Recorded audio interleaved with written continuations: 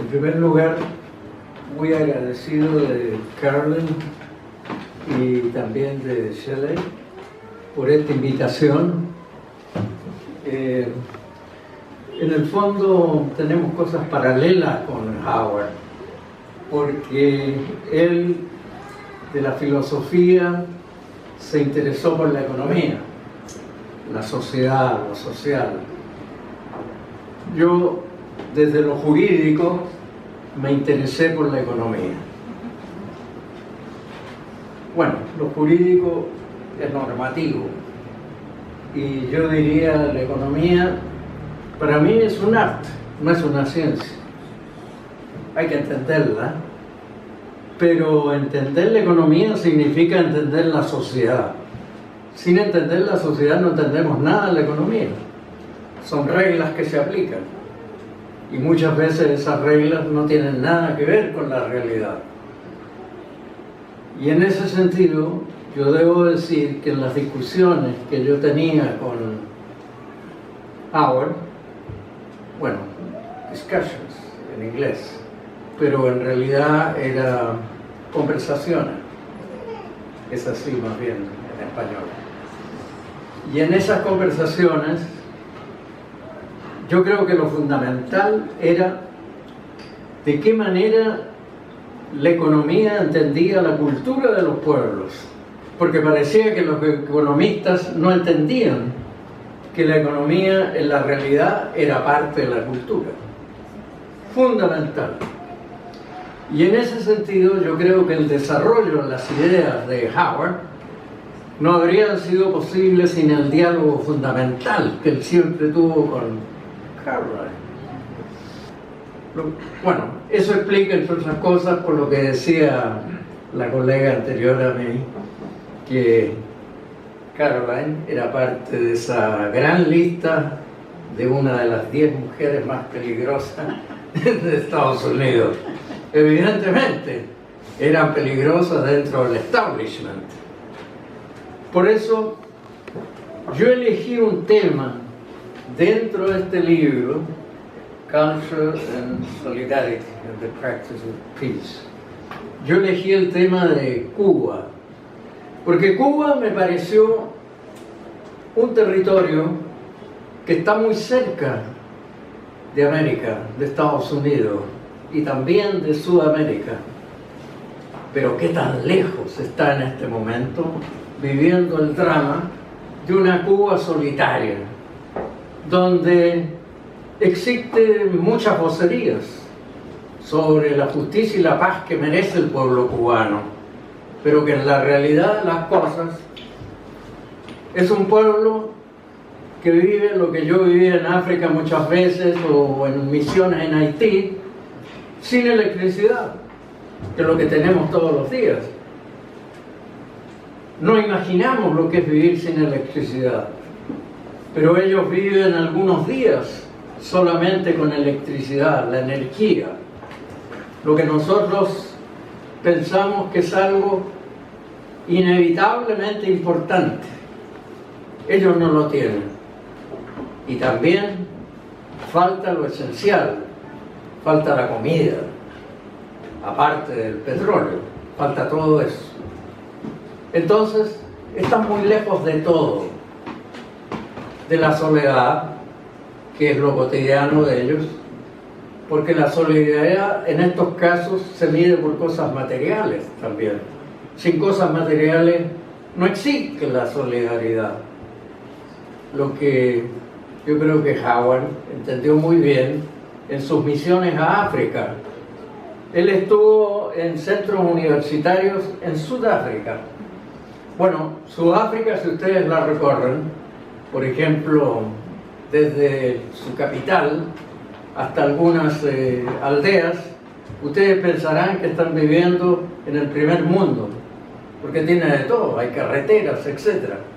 Pero después, fundamentalmente, está la aldea, aquella que conoció Mandela, la realidad terrible del apartheid. Y esas cosas básicas, fundamentales, como la justicia, la solidaridad entre los pueblos, no se mide cuando existe el blanco y el negro. De tal manera que el blanco dominador tiene, ¿no es verdad?, la situación del dominio y de determinar lo que es la paz y lo que es la justicia sobre el negro, que en el fondo no tiene nada. Mandela estuvo 27 años y él podría bien, cuando llegó al poder, decir, bueno, esto se acabó y ahora el dominio es nuestro. Eligió el otro camino, eligió el camino de la solidaridad y la comunidad entre los pueblos. Y eso es lo importante. Es lo que siempre ustedes van a encontrar en este hombre que durante tantos años comenzó como filósofo, tengo entendido, en unas cartas que yo he podido ver en algún momento, que se llaman las cartas de Quebec, donde él hace, por así decirlo, un recorrido proyectado cuando era muy joven hacia lo que iba a ser su vida. Y es interesante ver esto, porque es un libro que tiene varias etapas y ahora tengo entendido que llegamos a la tercera, que tendría que ser publicado también. Es una vida muy interesante, pero es una vida con muchas contradicciones. Y les voy a explicar por qué. Porque él fundamentalmente llegó a la conclusión que era necesario vivir la vida del pueblo, de la aldea, por así decir, frente a lo global, donde se iba fabricando el poder y la dominación. Y cuando existe poder, ansias de poder y dominación, existe frente a la justicia y la paz, existe lo que se llama la geoestrategia del poder. Pero entonces, Howard siempre entendió que había una contradicción entre esa economía global y la economía de lo pequeño, del aldeano, del ciudadano, que ve las cosas en su dimensión, en su estatura y por fin en lo que es la realidad de esa aldea pequeña donde se puede hacer justicia de alguna manera y donde hay gobernabilidad, la gobernabilidad que no entienden los líderes en este momento. Pero entonces yo les decía en ese seminario en Rosario, se plantea esa contradicción, porque en un momento Caroline hace el siguiente ejemplo. En Suecia se practicaba la economía que todos conocemos. El que no tiene utilidad, si no puede pagar los costos del empleo de sus trabajadores, esa empresa quiebra. En Argentina, Carolina dice, y bien, en Suecia se inventaron las empresas como todas las otras empresas, y las empresas malas quebraron. Pero aquellos que quebraron recibieron la ayuda del Estado. De tal manera que muchos de los que se fueron a estudiar tecnología o lo que fuera, lo que ellos eligieron porque estaban desempleados y tenían la oportunidad de estudiar, tenían un estipendio que era tan importante como el sueldo que tenían antes.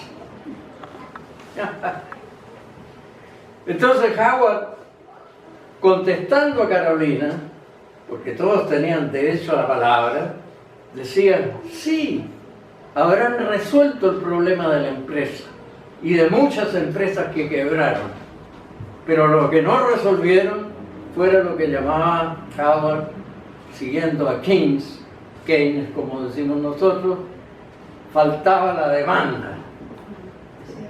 Él lo llamaba la demanda efectiva, como decimos los economistas. Es decir, ¿cómo tú vas a resolver el problema de la justicia si tú no tienes dinero, ocupación y puedes comprar en el mercado capitalista? Entonces no hay posibilidad de existencia. y estamos en crisis. Y ahí estaba el problema y la contradicción, porque tú puedes pedir y vivir, que es lo importante, no solamente pedir, sino que vivir justicia, pero al mismo tiempo tienes que enfrentarte al mercado. Y el mercado en este momento es un mercado global. Y eso es difícil. Estamos dentro de la globalidad. Y entonces, ¿cómo podemos resolver eso? Y esa es la contradicción que siempre existió en los trabajos, en los estudios, en las argumentaciones que se hicieron en la vida universitaria, en la vida de los filósofos de la época, evidentemente, de Howard. Entonces, ¿qué es lo que cabe? Porque resulta de que no hay una solución final. Pareciera que la tecnología y la cultura va fabricando espacios en lo que es el poder. Fíjense ustedes lo que sucedió en Estados Unidos. Y en algún momento, y lo traigo a colación porque lo conversamos con Howard, recuerdo todavía, desde donde él vivía, en ese domicilio muy cerca del estero, llegamos al estero, doblamos a la izquierda y llegamos finalmente nuevamente a la ciudad. Es un refugio formidable donde ustedes viven, formidable.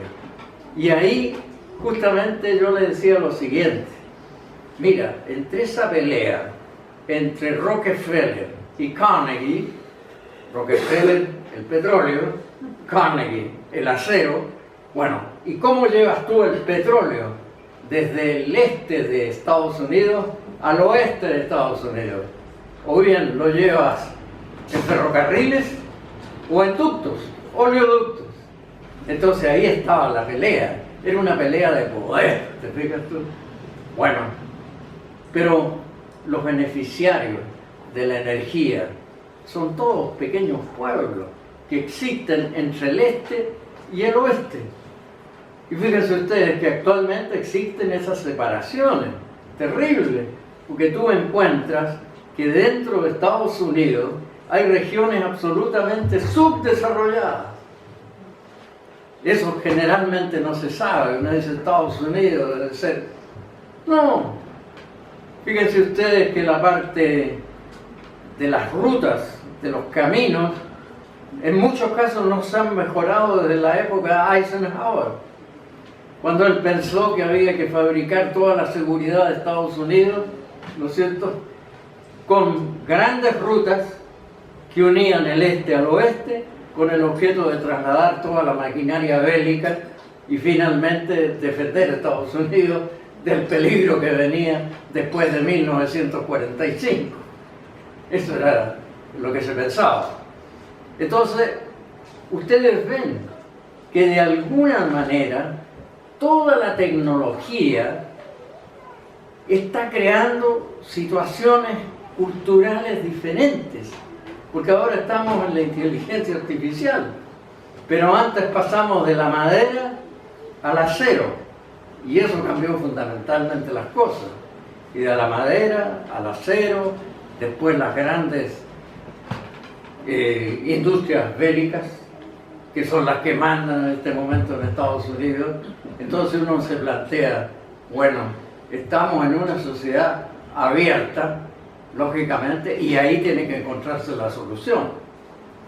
Y entonces aquí yo quiero reivindicar un texto muy interesante que escribe justamente y que cita Caroline tratando de resolver ese problema, y que es la de un filósofo que se llama Popper.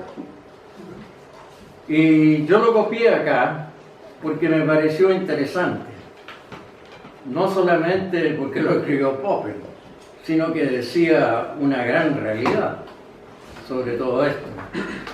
Y él decía lo siguiente, a ver, a mí siempre se me pierden los anteojos. Aquí los encontré. Tengo tantos bolsillos que al final no sé dónde los puse.